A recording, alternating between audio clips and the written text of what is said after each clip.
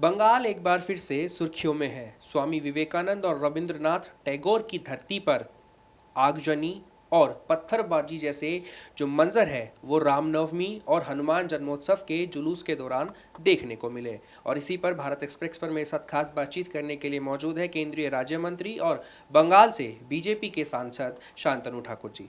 शांतनु जी, बेहद स्वागत है आपका भारत एक्सप्रेस चैनल पर।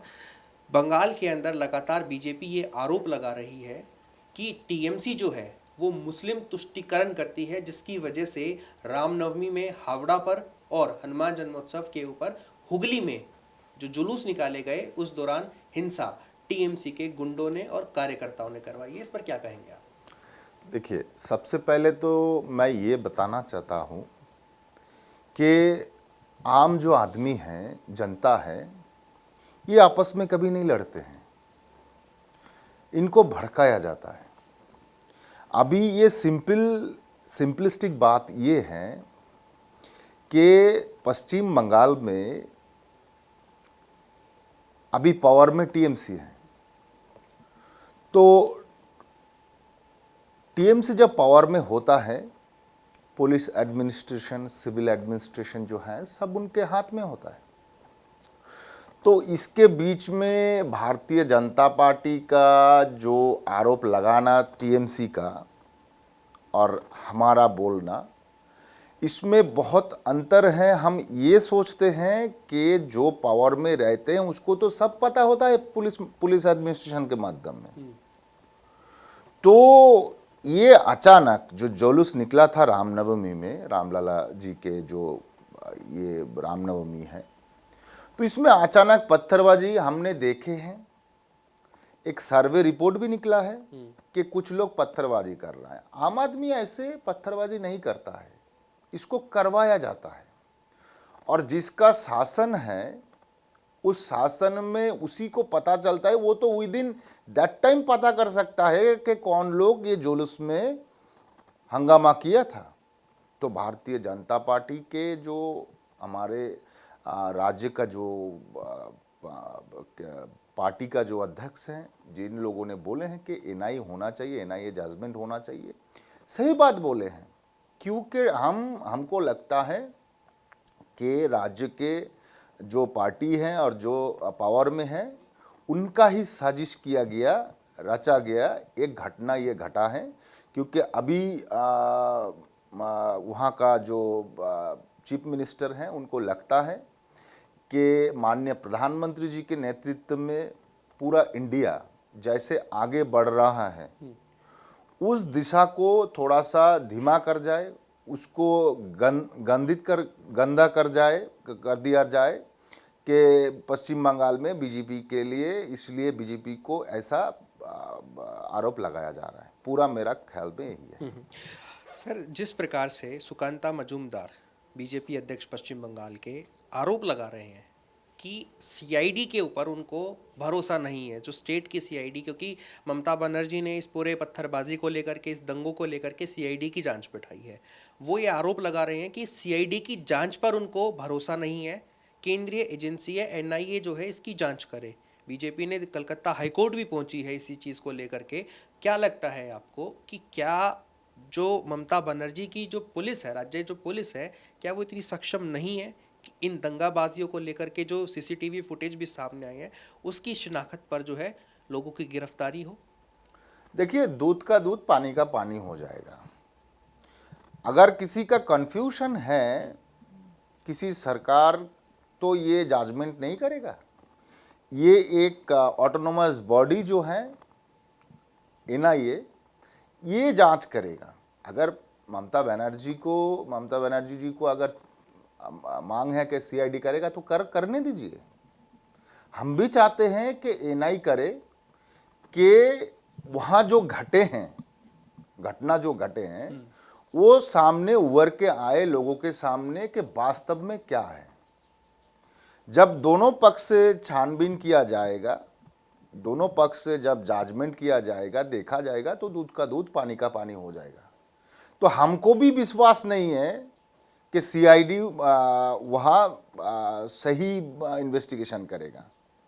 इसके लिए हमको भी ज़रूरत है कि एनआईए वहाँ जजमेंट करे और रिपोर्ट निकले, और रिपोर्ट में मैं 100% कह सकता हूं, क्योंकि आगे जाके बंगाल में पंचायत चुनाव है, इसके लिए मैंने जो पहले बोला, ममता बनर्जी और उनके जो पार्टी हैं, जो पार्टी ने सोच रहे हैं कि हमारा इमेज थोड़ा सा डाउन करे और उनका इमेज थोड़ा सा अपलिफ्ट करे, यही उनका चिंतन है। इसलिए इसमें एक साजिश रचा गया था, और ये साजिश में ये प्रमाण करना चाह रहे हैं कि केंद्रीय सरकार का इंटेंशन ये है, लेकिन वास्तव में ये बंगाल में नहीं हुआ। बंगाल में वास्तव में जो हुआ, ये साजिश किया गया एक घटना है, जिसका साजिश रचा गया था टीएमसी के माध्यम से, मैं पूरा कह सकता हूँ।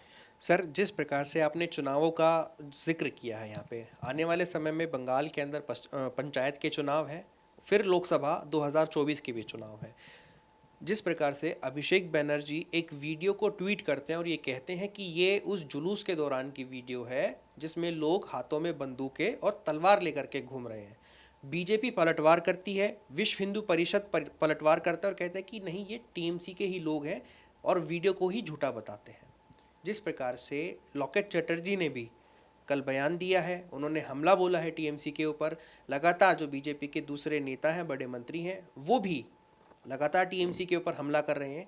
तो कहीं ना कहीं इस बात को माना जा सकता है कि जो 2024 के चुनाव है या फिर जो आगामी पंचायत चुनाव है बंगाल के अंदर में, उसको लेकर के ये दंगाबाजी एक बार फिर से भड़की है, क्योंकि हमने देखा था इससे पहले भी 2019 के लोकसभा चुनाव में और जो विधानसभा चुनाव हुए हैं हाल ही में बंगाल के अंदर, उसके दौरान भी इस प्रकार की जो हिंसा जो है वो लगातार एक आम बात हो चुकी थी। देखिए, हर एक बातों का जो डेस्टिनेशन वो जाता है, माननीय प्रधानमंत्री जी का जो डेवलपमेंट, उसको रोकना ही काम है विरोधी जितने सारे सरकार हैं स्टेट्स में, भाजपा विरोधी सरकार, उनका काम ही वही है। अभी आपने जो बोला कि अभिषेक बनर्जी ने जो फोटो निकाला है, फोटो तो कोई भी निकाल सकता है, इसका मतलब क्या होता है कि आदमी विश्वास कर लेगा कि एक फोटो दिखाया कि कर लिया है। तो हमारा देखिए, जो बहुत सारे धर्म हैं, जो धर्म के लोगों ने अस्त्र शस्त्र लेके बाहर निकलते हैं, वो उनका ट्रेडिशन है। तो हमारा भी रामनवमी एक ट्रेडिशन हो सकता है, तो इसमें क्या है, वो फोटो दिखा के क्या होगा। ट्रेडिशन, सिख लोग खुद एक कृपान लेके चलता है, तो ये उनका ट्रेडिशन है। तो इसका मतलब तो नहीं है कि खून खराबी कर देगा हर जगह में। तो ये ट्रेडिशन को लेके जो लोगों ने, मैंने पहले ही बोल चुका था कि आम आदमी कभी इसमें आपस में नहीं आते हैं, इन लोगों आपस में झगड़े में नहीं आते, ये लोगों को करवाया जाता है। अभी जो साजिश रचा गया है, ये साजिश को साबित करने के लिए बहुत कुछ प्रमाण के हिसाब से सामने लाएगा, लेकिन वास्तव जो हुआ है, मेरे ख्याल से जब तक एनआईए और दूसरे जो सही जजमेंट देने वाला सेंट्रल गवर्नमेंट का, जब ये जो एजेंसीज हैं, ये लोग जब तक ये इसको नहीं करते हैं छानबीन, तब तक मेरे ख्याल से सही जो एक्चुअली क्या हैपन हुआ था वहाँ, वो नहीं निकलेगा मेरे ख्याल से। सर, एक कहावत है कि जब कहीं पे बम फटता है तो उसका धमाका दूर तक सुनाई देता है। रामनवमी पे जो हिंसा हुई हावड़ा के अंदर, तो सवाल ये उठता है यहाँ पर कि अगर ऐसी हिंसा वहाँ पर पहले हो चुकी थी हावड़ा में, तो क्या दिलीप घोष जी को हनुमान जन्मोत्सव के ऊपर रैली या फिर जुलूस निकालना चाहिए था, अगर इस बात की आशंका थी कि दोबारा से इस प्रकार का एक जो मंजर है, जो आगजनी है, जो पत्थरबाजी है, वो दोबारा से देखने को मिल सकती है अगर जुलूस निकलता है तो। और हुबली में हूबहू वैसा ही हुआ है सर। नहीं, आप जो बताएं, अगर हमको पता भी है तो हम हमारा धर्म नहीं पालन करेंगे? हमारा धर्म तो हम पालन करेंगे, चाहे जो भी हो। हम भारतवर्ष में जन्मे हैं, सदियों से भारतवर्ष में रामलला का पूजा हो रहा है, रामनवमी करते आ रहे हैं। डिफरेंट हमारा हिंदू समाज का डिफरेंट टाइप ऑफ हमारा जुलूस निकालता है, जो धार्मिक आधार पे होता है। तो हम जानते हैं किसी लोग ने अटैक करेगा तो हम बंद कर देंगे इसको इंडिया में? ऐसे कैसे हो सकता है? ये बात सही नहीं है। बात सही है कि हम इसको करके आए हैं, आगे भी करेंगे। अगर किसी को रोकना है तो रोकेंगे, और हमारा उसको डिफेंस करना है तो हम डिफेंस करेंगे। हमारा करना है वो हम करेंगे, और किसी को रोकना है तो रोके वो। ऐसा नहीं चल सकता है। मोनोपोली कोई राज्यों में उसके शासनकाल में नहीं हो सकता है। सबका इक्वलिटी, सबका समान होगा, इक्वलिटी लाना चाहिए। मैं तुष्टीकरण करूंगा राजनीति के कारण, मेरा वोट बैंक के कारण, ये सब नहीं चलेगा। और बंगाल में बहुत दिनों से ये सब चल रहा है, ये अभी बंद होना चाहिए। माननीय प्रधानमंत्री जी का जो नेतृत्व में जो विकास हो रहा है पूरे भारतवर्ष में, ये बंगाल में भी करके छोड़ेंगे हम लोग, ये हमारा वादा है। सर, विकास से कहीं आपका इशारा इस तरफ तो नहीं है, क्योंकि 42 में से 16 लोकसभा की सीटें बंगाल के अंदर बीजेपी की हैं और 292 में से 70 सीटें विधानसभा की बीजेपी के पास में हैं। तो विकास का मतलब कहीं ये तो नहीं है कि इस बार के लोकसभा में इन सीटों का नंबर 16 से बढ़ कर के बीजेपी के पास और बढ़ सकता है? देखिए, ये तो आम आदमी का जवाब होगा।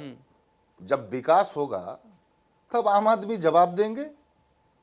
ये तो हम नहीं तय करेंगे कितना सीट बढ़ेगा, कितना सीट बढ़ रहा है। जब माननीय प्रधानमंत्री जी के नेतृत्व में पूरे विश्व में भारतवर्ष को आगे बढ़ा रहे हैं, अभी हम लोग पंचम स्तर पे चले गए हैं इकोनॉमिकली, तो इसका मतलब क्या है? विकास हो रहा है और डेवलपमेंट जारी है। तो इसके नाते आम आदमी देखेंगे, आम आदमी देख के अगर भारतीय जनता पार्टी को आगे बढ़ाएंगे तो इसमें हमारा क्या है? जरूर बढ़ेगा, क्योंकि भारतीय जनता पार्टी कर रहा है काम। हम नहीं बोलेंगे कितना सीट बढ़ेंगे, लेकिन सीट तो जरूर बढ़ेंगे। अब देखिए ना, अब उत्तर प्रदेश का हालत सभी ने क्या बताया था, बहुत सारे परिसंख्यान दिए थे इंक्वायरी कर जितने बहुत सारे मीडिया ने, लेकिन आखिरकार उससे भी ज्यादा अच्छा रिजल्ट हुआ है, क्योंकि करके दिखाया भारतीय जनता पार्टी। अब इस पूरा सेंट्रल में हर एक मंत्रालय का जो काम चल रहा है, खास करके मेरा मंत्रालय को बताऊंगा, तो बंगाल में भी हम लोग बहुत सारे काम कर रहे हैं। आर्थ गंगा के तहत 60 से ज़्यादा प्रोजेक्ट हम लोग लाए हैं वहाँ। तो वैसे रोड ट्रांसपोर्टेशन का चल रहा है, एविएशन मिनिस्ट्री का अच्छा चल रहा है, फिर आपका रेल का आप देखिए ना, डेडिकेटेड फ्रेट कॉरिडोर हो रहा है दिल्ली से बंगाल तक। तो ये सब डेवलपमेंट तो आदमी का आंखों के सामने है, दिमाग में है। तो आदमी जब डेवलपमेंट देखेगा तो जरूर भारतीय जनता पार्टी को ही चॉइस करेगा। सेंट्रल में किसको चॉइस करेगा? सर, एक आखिरी सवाल आपसे। टीएमसी ये आरोप लगा रही है कि बीजेपी और उसकी अलाइड पार्टी जो है वो हिंदू राजनीति के ऊपर काम करती है। बीजेपी, जैसा आपने भी कहा कि जिस प्रकार से टीएमसी जो है वो मुस्लिम तुष्टीकरण करती है और मुस्लिम वोट बैंक को अपना आधार बनाना चाह रही है इस बार 2024 के लोकसभा चुनाव में, बंगाल के अंदर बीजेपी की क्या रणनीति होगी 2024 को? क्योंकि एक तरफ विपक्ष भी जो है वो एकजुट हो रहा है, राहुल गांधी की सदस्यता भी जा चुकी है, उसके बाद से ममता बनर्जी भी, हमने देखा किस प्रकार से उन्होंने रैली की, एक वॉशिंग मशीन का डेमो लेकर के वो पहुंची थी, काले कपड़े डाल करके सफ़ेद कपड़े निकाल रही थी। सीधा सीधा संकेत था कि जो बीजेपी में जाएगा वो एकदम दूध के जैसे धुला हो जाएगा। तो बीजेपी की इस बार जो प्लान ऑफ एक्शन है बंगाल को जीतने के लिए, वो क्या रहेगा सर? देखिए, पिछले 70 साल अब देखिए, 65 साल देखिए, और लास्ट 8 साल अब देखिए। अगर टीएमसी ने वोट बैंक का तुष्टीकरण कर रहा है तो पॉलिटिकली थॉट्स, अगर पॉलिटिकली थॉट में हम जाए तो हम भी तो राजनीति करेंगे। तो हम सिर्फ तुष्टीकरण का राजनीति नहीं करेंगे। इसीलिए मैंने उदाहरण दिया हूं, आप पिछले 65 साल के आगे देखिए और 8 साल में देखिए, क्योंकि राजनीति में रहना है हमको, सत्ता में रहना है, फिर हम डेवलपमेंट कर पाएंगे। हम लोगों ने मतलब Bharatiya Janata party is the dedicated for bringing the development. तो डेवलपमेंट ही हमारा मुख्य उद्देश्य है। इसके लिए तो हमको सत्ता में रहना पड़ेगा। अगर पॉलिटिकली सोचा जाए तो अगर किसी ने तुष्टीकरण करता है और हमारा डेवलपमेंट को देख के उसको जलन होता है और आम आदमी उस डेवलपमेंट के देख के अगर आगे बढ़ता है हमारे तरफ, तो हम स्वागत करते हैं। उन लोगों को स्वागत करते इसलिए कि हम जो डेवलपमेंट लाए हैं वो निस्वार्थ है और भारतवर्ष के प्रगति के लिए, भारतवर्ष का फ्यूचर डेवलपमेंट के लिए वो जरूरी है। भारतीय जनता पार्टी का रहना जरूरी है, क्योंकि हम देख चुके हैं, पिछले बहुत सारे एग्जाम्पल्स हमने देख चुके हैं।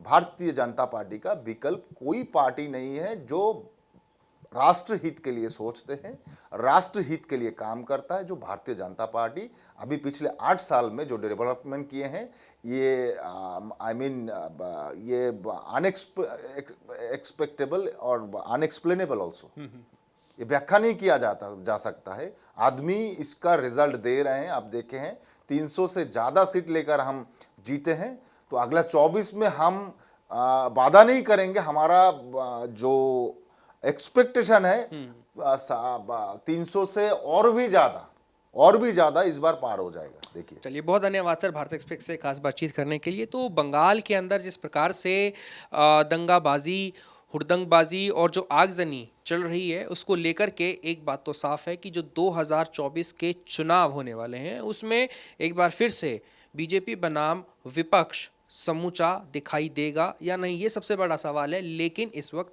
बंगाल में आगजनी है, पत्थरबाजी है और बीजेपी और टीएमसी आमने सामने हैं, एक दूसरे के ऊपर आरोप और प्रत्यारोप का दौर चल रहा है। लेकिन क्या आने वाले समय में इसी प्रकार की राजनीति भारत में होती रहेगी या फिर इससे हटकर के डेवलपमेंट के ऊपर भी बात होगी, ये सोचने वाली बात है।